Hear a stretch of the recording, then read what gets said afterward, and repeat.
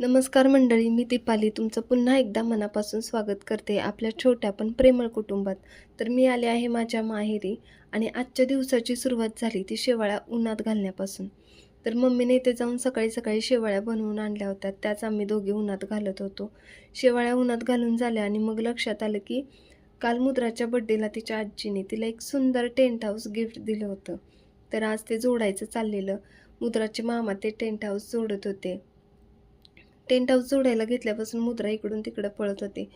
Tent तयार झाल्यावर ती आत जाऊन खेळत बसली. तोपर्यंत मम्मीने नाश्ता बनवलेला. दोघींनाही नाश्ता दिला. नाश्ता करून त्या परत खेळायला लागल्या. त्यानंतर मग मी ताक घुसळायला घेतलं, कारण आज होती अंगारकी चतुर्थी आणि आज जेवणामध्ये खिचडी आणि ताक होतं. रवीनं घुसळलेलं ताक मिक्सरला फिरवून काढलेल्या ताकापेक्षा चांगलं आणि घट्ट निघतं. आणि आज अंगारकी चतुर्थी असल्यामुळं संध्याकाळी आम्ही मंदिरात जायचं ठरवलं. मंदिरात जाऊन दर्शन घेतलं. मंदिर छोटंसंच आहे पण खूप छान आहे. दर्शन झाल्यावर मंदिराच्या आवारात थोडा वेळ थांबलो.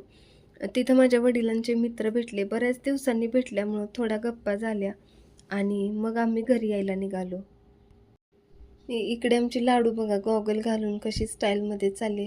तिची ही छोटीशी चाल, निरागस हावभाव आणि चेहऱ्यावरचं गोड हसू पाहिलं की मन आपोआप आनंदून जातं. घरी आल्यावर चहा घेतला आणि संध्याकाळी पावभाजी करायची होती, कारण अजितला पावभाजी खायची होती आणि तो लगेच निघणार होता, कारण त्याची सुट्टी पण संपली होती म्हणून. मग घरात जे साहित्य होतं त्यात मी पावभाजी बनवली, पण टेस्टला खूप छान झाली होती. माझी पावभाजी होईपर्यंत इकडं मामा, मुद्रा आणि लाडूची मस्ती चालू होती.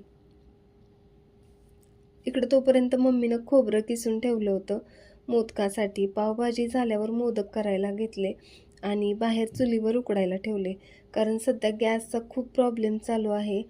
पण असाही आमचा एक टाईमचा स्वयंपाक हा चुलीवरच असतो. मोदक उकडून झाल्यावर सर्वजण जेवायला बसलो, कारण अजितला पण लवकर निघायचं होतं. तर मंडळी, आजचा हा सुंदर दिवस इथेच संपतो. पुन्हा भेटू अशाच एका नवीन ब्लॉगमध्ये. तोपर्यंत श्री स्वामी समर्थ.